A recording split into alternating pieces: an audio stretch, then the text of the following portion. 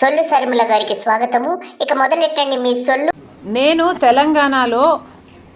తెలంగాణ రాజకీయాలలో అడుగుపెట్టిన మొట్టమొదటి రోజే సంబంధం లేదు.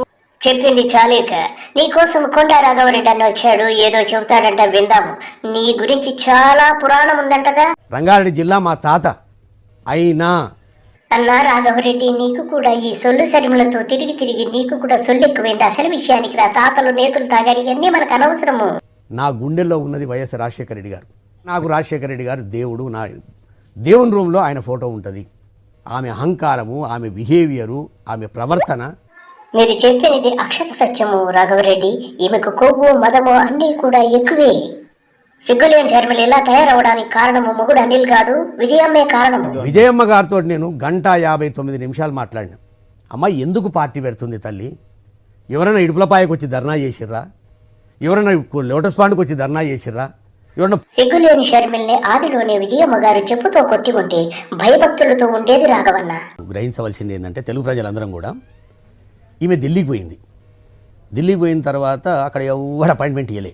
సిగ్గులేని షర్మిలకు అపాయింట్మెంట్ అవసరం లేదు రాఘవరెడ్డి. సిగ్గు ఉంటే కదా అపాయింట్మెంట్ కావాల్సింది. ఏ ముఖం పెట్టుకుని వెళ్తారు? 10 లక్షలు ఇచ్చినా ఇయ్యలే, 5 లక్షలు ఇచ్చినా ఇయ్యలే, ఎవరు ఇయ్యలే. సిబిఐకి ఏమో చెప్పుదాము కేసీఆర్ విధానం పోయింది. వాళ్ళు ఇవ్వలే. ఇవ్వకుంటే ఎంత దుర్మార్గం చూడు. షర్మిల అనిల్ గారు 1000 తలల విషపునాగులు, వీళ్ళకి నిలువెల్లా విషము రాఘవరెడ్డి. అంటే మనిషి లోపల ఎంత రాక్షసత్వం ఉంటుంది చూడు. వినేన్ గారు ఒక మెసేజ్ పెట్టింది, పక్కకున్న ఫోన్ నెంబర్లకు వెళ్ళి ఒక మెసేజ్ పెట్టింది సిబిఐ వాళ్ళకు. నేను వివేకానంద రెడ్డి గారి కేసులో వాంగ్మూలం వినడానికి రావాలనుకుంటున్నా, మీరు అపాయింట్మెంట్ ఇవ్వండి. నీ టైం బాగుంది కాబట్టి తప్పించుకున్నావు రాఘవన్న. లేకపోతే నిన్ను కూడా వివేకానంద రెడ్డి మర్డర్ కేసులో ఇరికిచ్చిన ఆశ్చర్యం లేదు రాఘవన్న. ఇక మేమందరం గదికే పోయినాము. ఏం చేస్తాము? ఆమెనే టికెట్ బుక్ చేసింది నాకు పాపం. నా ఒక్కరికి మాత్రం ఎక్కడ పోయినా టికెట్ బుక్ చేసేది.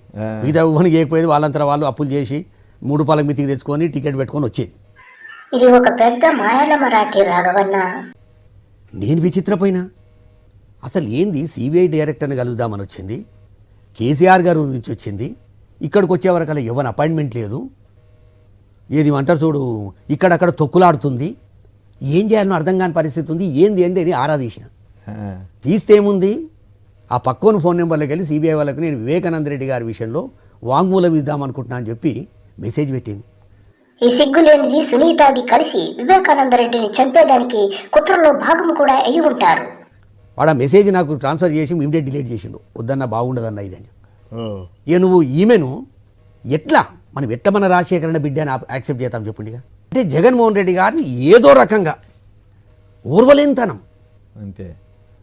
విషం, మొత్తం విషమే, నిలువెల్ల విషం. ఆమె ముఖంలో నవ్వినంత మంచిగా ఉండదు ఆమె.